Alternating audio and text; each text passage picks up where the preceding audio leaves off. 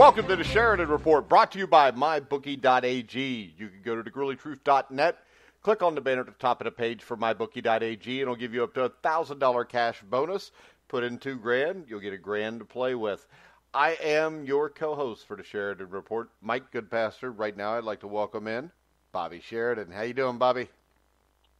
Hey, Mike, I'm doing great, feeling good, and the NCAA tournament is here. We don't have a lot of depth on the card, but we sure have a couple nice ones, and we already had a winner this morning with Minnesota, so that got us started on the right foot. All right, let's go ahead and start it off in the NBA. Well, the NBA tonight's got a couple games that are kind of along the same lines. They are road favorites, which are not my preferred role to be in, but in terms of backing with money, but they're road favorites with teams that they're Jazz and Pistons have to win because they put themselves in positions where in the playoff run here where they've got to come through and get themselves well positioned, and the Jazz in particular have made it up to the 5 spot. And you first mentioned this weeks ago on the Grueling Truth when we were doing our show, and you said really 3-12 at that time, or 3-11. It even included the Lakers, Minnesota, and Sacramento at one time. We're all interchangeable by only a few games, so here we're seeing it. Utah's causing himself all the way up to the 5 spot, and they're only 2 games behind Portland for the 4 spot, so that's still doable. And they go tonight, they go on the road, and they go down to Atlanta. They're on this road trip, and they're playing excellent ball. And I've uncovered something with them.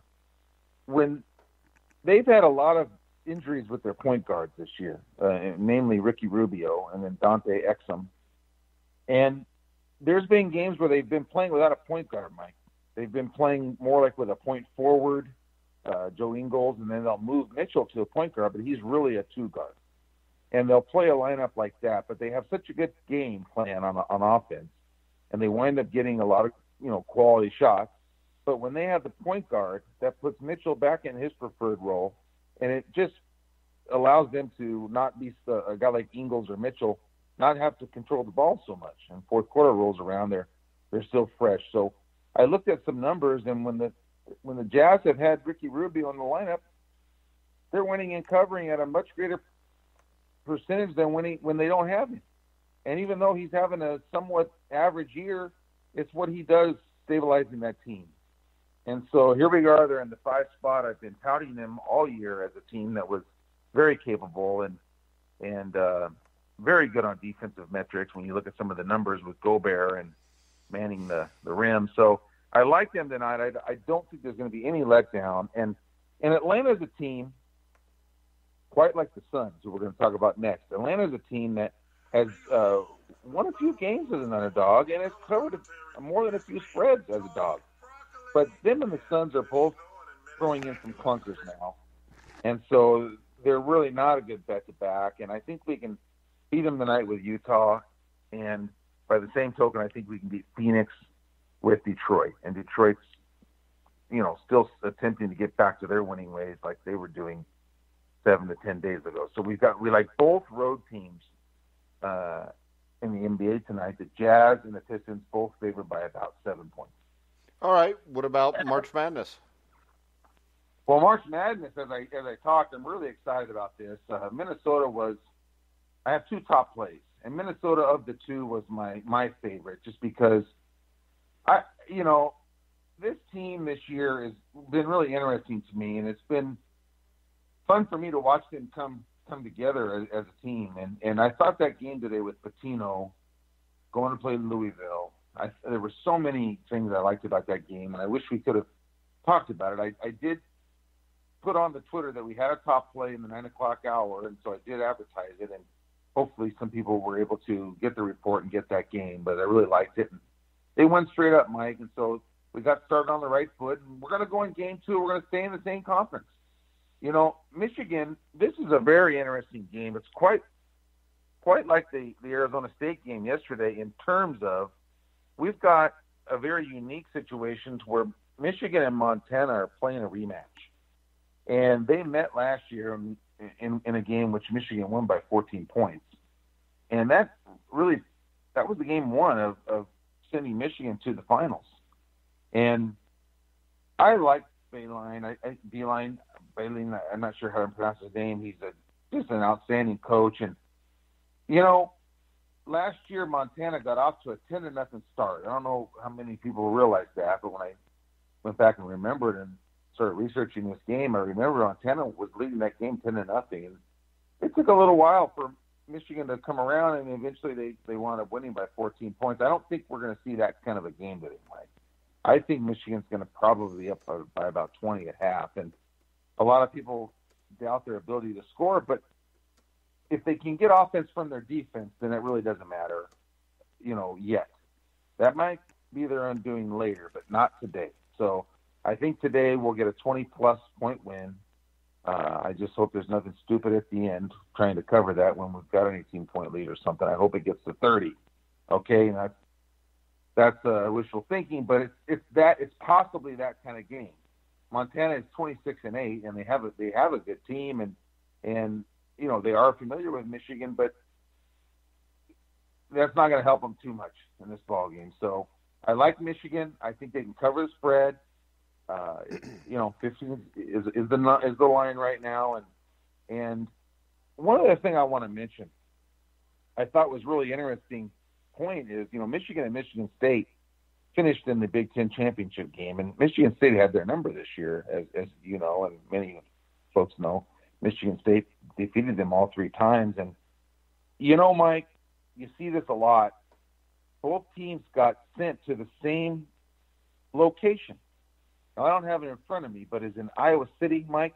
Is that where they both are? Yeah, I think so. And yeah, I do too. I think so too, just from my memory. And one team's playing in the morning, and that's Michigan State, and they're going to be having a game coming up here shortly, I believe. And Michigan's got the nightcap at that venue. And I think both teams are probably going to spur each other on. They're both sent to the same venue, and if you looked at Michigan last week after that game, they were very upset at themselves that they didn't win that Big Ten championship and that they lost the 3rd game to Michigan State. That was a very big – it meant a lot to those kids, I think, to get that. And I'm not saying anything revolutionary, but I like the way Beilein handled that because there's bigger fish to fry. And, Michigan State did win that. They won the 2019 battles against them, but Michigan might win the war. Michigan might find themselves again going to the Final Four, Mike, and Michigan State might be a casualty in this tournament. And that's kind of how I see it. And I think the fact that Michigan State's there in the same venue is going to really motivate Michigan to play a big first-round game and not have it be any doubt. So I like Michigan. Let's lay the big points in that game. We've got the Minnesota in the bank. Let's hit those 2 NBAs. Let's keep the momentum going, and there you have it. All right. Anything else basketball-wise, or you want to head to the ATP? Let's go to the ATP a little bit because, the Early Risers program won 6 to 7 days last week. And we finished it off with last weekend winning over 6 units. And I mentioned that. And that was just those 2 days alone, won over 6 units. So a $100 bettor would win $600 just in those 2 days, just on this program, which you've heard me mention is the ATP and the PGA. And we've gotten off to a good start today. We already have a winner, Thompson at plus $1.40. And then we've already got a matchup winner with Rahm, who's one of the tournament favorites. He shot par, but he beat Day, who shot +3. So we've got a couple more still to come, and I'll throw them out there. In fact, there's only one more on the card today, and it's the biggest underdog. It's a 1 o'clock start. It's Herbert plus 205 over Krajinovic. So, but you missed the other games. So, that might not be a good idea just to play the one match. But I do like that. I like Herbert. Double, you maybe put a little bit on that, not too much, a little bit. And we had a winner already with Seattle. We talked about this. I'd be remiss if I didn't say, I really liked them to take that series, and splitting it would take it gambling-wise because of the juice.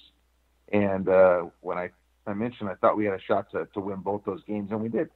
We got lucky today. That game got taken into extra innings, and Oakland's got a much better bullpen than Seattle's. But I'll give Seattle's bullpen a lot of credit. They matched Oakland. They matched them 0 for 0. They were the road team, and they squeezed, pinched across a run there in the top of the 12 and held them. And, we're 2-0 to start the baseball season. So that, it's a great day so far, Mike, and I hope Michigan and the NBA comes through for the listeners. All right, Bobby, we're going to have it on this day as always, but that will come after this commercial from MyBookie.ag. Hi, I'm Mike Goodpasser from the Grueling Truth Sports Network, and I'm here with just one simple message. If you're watching the games, it's time to start making money. The Grueling Truth has recently partnered with MyBookie.ag, an industry-leading sportsbook website, who reminds you that where you bet is just as important as who you're betting on, and that's why the Grueling Truth urges you to check out MyBookie.ag. In addition to the usual thousands of odds, money lines, proposition bets, and futures offered on MyBookie.ag daily, they also have in-game live betting and a mobile site that makes wagering on the go easier than ever. So join now, and MyBookie will give you up to a free $1,000 cash bonus on your first deposit. Just enter promo code TGT50, that's TGT50, to take advantage of this offer. You can also go to thegruelingtruth.net, click the banner at the top of the page for MyBookie.ag, and also get the same benefit and the same $1,000 free cash bonus on your first deposit. So visit MyBookie.ag, courtesy of the Grueling Truth, and enjoy winning today. MyBookie.ag. You play, you win, you get paid. All right, guys, we're back on the Sheridan Report with Bobby Sheridan. I'm Mike Goodpasser, and we are to the point where we are doing it on this day. What do you got for us today, Bobby? Mike, I got a couple, really good ones. And there's one, the first one's from 1959 on this day. And the 21st NCAA Men's Basketball Championship game was held in California. UC Berkeley beats West Virginia 71-70. And can you elaborate on that game a little bit, Mike? Well, you know who played for West Virginia in 1959, don't you? No, I don't. You don't? Wasn't that Jerry West on that team? Oh, man. Was Jerry West there? I'm pretty sure he was. I didn't know that. I knew he was from West Virginia, and the reason that I was really wanting you to talk about this was just I wanted to hear about Pete Newell, because I knew that he was a mentor of Bobby Knight, and that's why I really liked this on this day, but I did not realize Jerry West may have been on that team. Yeah, I'm 99% sure he was on that West Virginia team that lost to California in the finals. But, yeah, wow. Pete Newell was, I guess, I don't know if you'd say Bobby Knight was a disciple of him or not, but I know that he really loved Newell. And I think Newell started as the head coach at, I think it was San Francisco, then he went on to Michigan State, then he finished in California. And really, the last year I think he coached college basketball was 1960. He also, if I remember right, I think he was a baseball coach also. But when you look at him, he won 2 NCAA regionals, the NCAA tournament in 1959, which you just talked about, of course. He won the NIT in 1949. And if you remember back then, we've had this discussion with Risley. You go back to the 40s and 50s, the biggest tournament to win was that. And after that, this is something I bet you didn't know about him. He was the GM, and we talked about Jerry West. He was the GM with the Lakers before Jerry West. Oh, wow. I had no idea about that.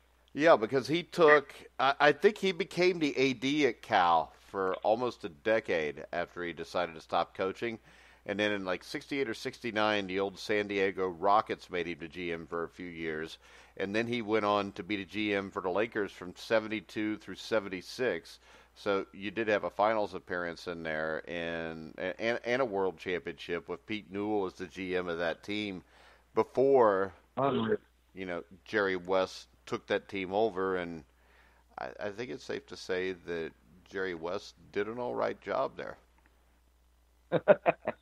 Oh, wow, I guess so. And Pete Newell, what a unbelievable icon. I mean, NIT, NCAA, Olympic gold medal. And the only reason I know that is because I know Bobby Knight equaled him when he when he got his gold medal in '84. Well, no, I think he outdid him because you also got to remember Bob Knight in 1979 won Pan Am gold. Oh, okay, that's right. Remember, the 79 is where after one of the games or after a practice, Knight grabbed one of the reporters in Puerto Rico and stuffed him in a trash can. Yeah, then they wanted him arrested, huh? Yeah. And oh man, I believe they attempted to arrest him. I don't know whatever happened at, but the other thing about Pete Newell was he had basketball camps that were huge back in, I think it was the 70s. I'm not really sure, but he had, because I remember Bill Walton always talking about this on the broadcast, and the Pete Newell big man camps, and I think that the big thing of him, especially for big men, was his ability to teach footwork. And and I mean, I think that when you look at that, guys like him not being around coaching anymore may have something to do with why you don't have big men any day. Because most of these guys that are coaches weren't big men like the Bill Waltons and them. They were more of the smaller guys, and we've seen guard play really well. And I think it's kind of the same thing when you look at offensive line play in the NFL and how it's dropped off. And the main reason there, other than just the offenses people run now, is it's a hard position to teach. And I would think basketball, the hardest position to teach is down underneath, teaching guys how to post up, set the screens inside, and get where you need to be, get your body position. And the body position comes from the feet. And guys like Pete Newell was a master at that. And when you look at his career, I mean, I think he only won a couple hundred games. He won like 70% of his games. But he was going places that weren't always real successful in winning. And, I mean, UC Berkeley, San Francisco, Michigan State all got significantly better when he was there. And that 1960 Summer Olympic basketball team, I think that was the team that had Oscar Robertson. Who else was on that team? I can't even remember. But that's back when we actually had amateurs. And that team, I think, beat everybody about like the Dream Team did in 1992. Wow. Yeah, I didn't know much of anything at all about that tournament or that win. And you're right. He got 4 of them. You know, he outdid him by getting that Pan Am. Yeah. Well, I mean, let's face it. The only reason he didn't get a Pan Am is because he didn't coach in it, or he would have, especially back then. The one thing that I really did like, and I know there's a lot of Bobby Knight fans that listen to the Grilling Truth, and they'll know this, but to maybe a few that don't, I watched the induction speech maybe 6 or 8 times when I get bored and I just want to see a speech or something. And Bobby Knight's Hall of Fame induction is Pete Newell. It was his sponsor, and so Pete Newell, was up there speaking and actually bringing him up to the podium. And Pete Newell spoke about how Bobby Knight was the most sought after coach to speak at camps across the world.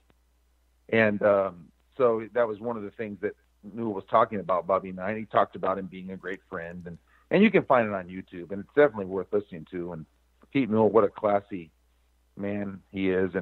And so when Bobby Knight comes up to take the microphone, he says, Pete, because you just mentioned Knight around the world was the number one sought after speaker. He says, if the people in Puerto Rico are looking for a speaker, tell them I'm tied up. He may have been tied up if he went there.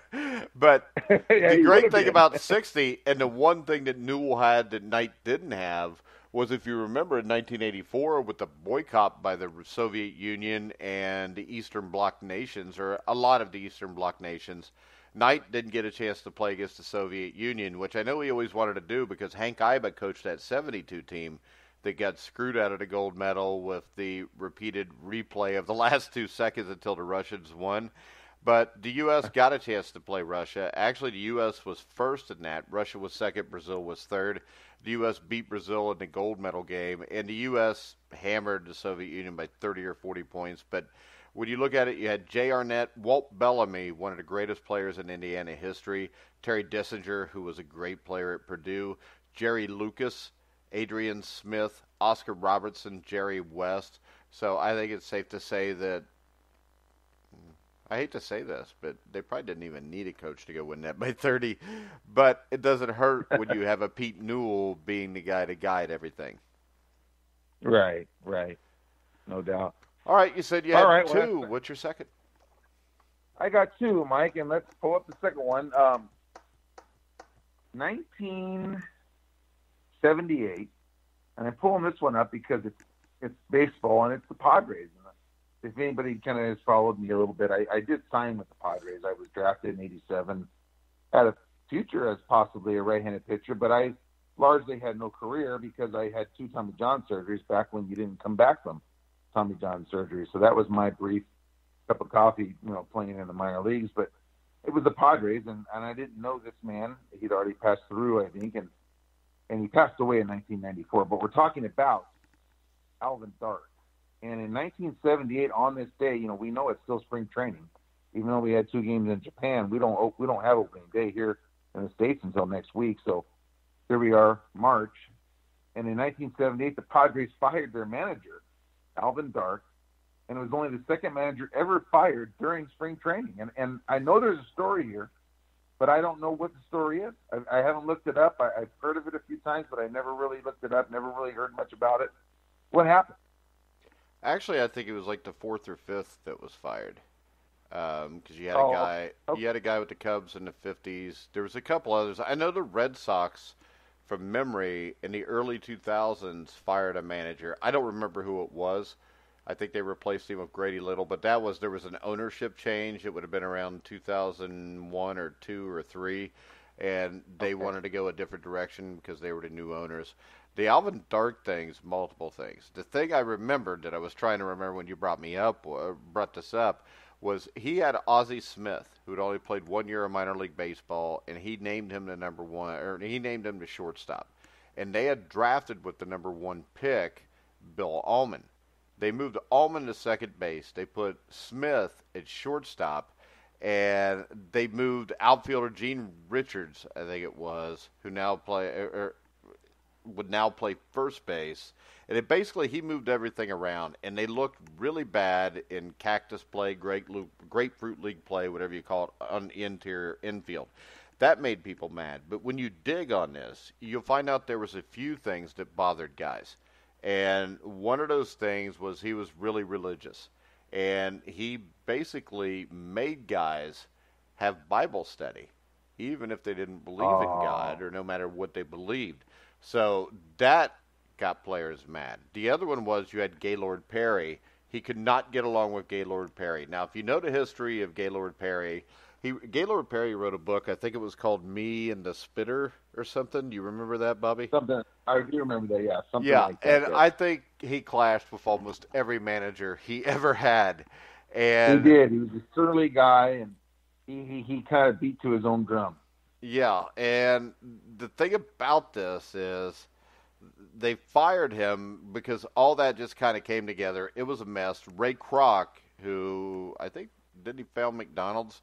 But he was the founder of McDonald's, yeah. Yeah, he got started discontent. There was discontent in the 77 season, mainly because of the religious matters, the Gaylord Perry thing, and basically he micromanaged everything, which really irritated the players. So they actually went 48-65 when he was the manager. I think he took over a month into the season in 77. 48-65 is not that bad compared to when in that division at that point you had the Reds and Dodgers, two of the great teams that you'll ever see, and you had an Astros team that was just getting close to the point where they would be in the playoffs for a few years after that. Right. It was they were a loaded team. Yeah. The thing that was interesting. I remember Me and the Spitter. I think the guy that he didn't get along with the most was Frank Robinson, who just recently passed away. Because I remember reading that he hated Frank Robinson and Frank Robinson hated him. And Roger Craig ended up being named a manager. Now, Roger Craig I think he goes down as a great manager because this Padres team, and not because of this, you remember what he did with the Giants in the 80s also. With the Giants, right. Yeah, right. But the 1978 Padres responded great to the getting rid of Alvin Dark and adding in Roger Craig, and they were one of the surprise teams of the season that year. I think they finished like 84-78, which was like third or fourth in that division. And the record for Craig that year is even more impressive when you get the fact that, if I remember right, Oscar Gamble was a huge free agent pickup for them, I think from the Yankees, and he flopped completely. George Hendrick, who was a great power hitter, departed in an early season trade that basically took away most of that team's power. And when you look at that team that went 84-78 in a National League that was absolutely loaded, they were 6 games over 500 and only had 2 players. Gene Tennis, who formerly was a star for the A's, especially in the 72 World Series, and Dave Winfield. They were the only 2 that reached double figures in home runs. And where Roger Craig really made that team great is, you remember Randy Jones? I know you remember Randy Jones. Oh, yeah. He was the old lefty. Lefty threw the ball, didn't throw the ball real hard, but I think Bob Ochenko was there also. And the bullpen, they had Raleigh Fingers. They had John D'Acquisto. You remember John D'Acquisto? Yes, absolutely. Yeah, and then they had a couple other guys. He used to play for the Reds. Bob Shirley, I think, was a long reliever. But the thing about that team was, when you look at that, I mean, the pitching staff is what made that team 84-78. And Gaylord Perry had one of his best seasons ever. I think his ERA was under 3, and he won like 21 or 22 games. You had Jones, Ochenko, and then, of course, you had Raleigh Fingers. And Roger Craig was one of the great pitching coaches in baseball history, I think. And his influence on that team and what he did with them, and then eventually what he did with the San Francisco Giants of the 80s, I think he's got to be one of the smartest baseball men that ever lived. Yes, I agree. And Alvin Dark was one of the biggest micromanagers that ever lived. So there you go. And you might even get to the point where you break it down. Alvin Dark may have even known more baseball than Roger Craig, but I think Roger Craig was really good at dealing with players, finding their weakness, helping them, and they believed in Roger Craig, where Alvin Dark was so overbearing that I think he lost his players that way. Right. Hey, well, I'm really glad to hear that stuff, and I had never really known what the deal was there, and I would say the Padres did a good job with that move because but I'll give Alvin Dark this: he was a genius when he got mocked for putting Ozzie Smith at third base and leaving him there. You mean shortstop? Yeah, that's what I meant. Shortstop. Yeah, shortstop. Well, yeah, Ozzie Smith was, as we know, a wizard, and he's one of the greatest shortstops of all time. And didn't they trade him straight up for Gary Templeton? They did, and at the time, the thought process was that Ozzie Smith was a Gold Glove fielder, but he couldn't hit. Couldn't hit, and Gary Templeton was as talented a player as really there was in the league. But I just got through tweeting this. I got into a little bit of a commentary with a guy named Bob Kravitz, who I think he works with Indianapolis Star, maybe. And it was all very good tweeting. It wasn't any bad stuff, but he put a picture up of of Gary Templeton, but he was speaking about Tony Gwynn, and I said, well, excuse me, but that's Gary Templeton, and he said, no, it's not. I said, well, yeah, it is. I mean, I know that's Gary Templeton, and so then he went back and researched, and he admitted that, I put the wrong picture up, or I thought it was Tony Gwynn, and it wasn't, because he covered the Padres in '84. He went on to explain to me, but what reason I'm bringing this up was because Gary Templeton was a first-round draft pick, 13th player picked overall, and Tony Gwynn was a third rounder. He was a two-sport star, as you remember, basketball and baseball, and Gary Templeton was a 5-tool player and outstanding hitter. And that was a time where the best shortstops were your Ozzie Smiths, your Dave Concepcion, and your Larry Boas, who were basically there because of their gloves.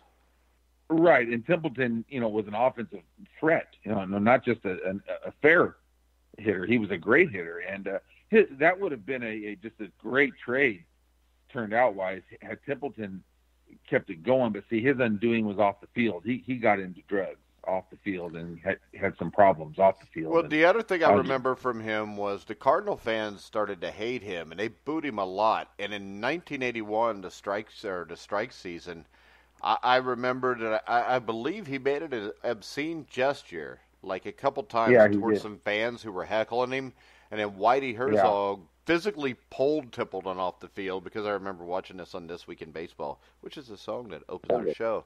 And at the end of the season, they traded him to the Padres for Ozzie Smith, and it worked out great for the Cardinals, because in 1982 they go on to sweep the Braves in the playoffs, and then in 7 games, of course, they beat the Milwaukee Brewers. Yeah, and they had a lot more success even after that, and then he wound up being a good hitter.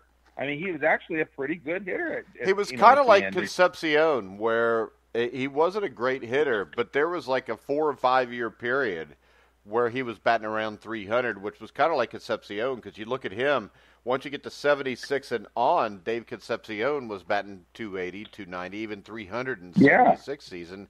And these were guys that obviously worked at their craft and got better at hitting. Exactly, and they say it takes a lifetime to learn how to hit.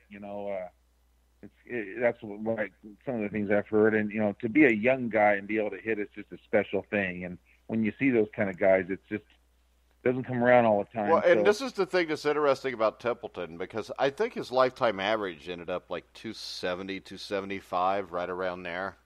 And I know that he led the Cardinals 77 through like 80 or something, with, I think the most hits, or he was the best hitter on the team at the time. But when you look at him when he went to the Padres, he still had a good career, but his batting average career-wise with the Padres was like in the 250s. So that'll tell you that his lifetime batting average with the Cardinals was probably up around 300. So he was the opposite. You talked about the drug problems he had and everything. Yeah. And I think you had guys like Smith and Concepcion that worked their asses off to become better hitters. Templeton just kind of flatlined and dropped off because he was not a hard worker and other things were more important to him.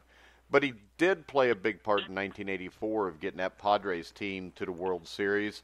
You remember the great, I still think Game 4 of that series where Garvey hits the walk-off home run was one of the greatest baseball games I ever saw. The Cubs, right. Yeah. Put the right arm up, Yeah, and if you remember, Games 1 and 2 at Wrigley Field, they got destroyed.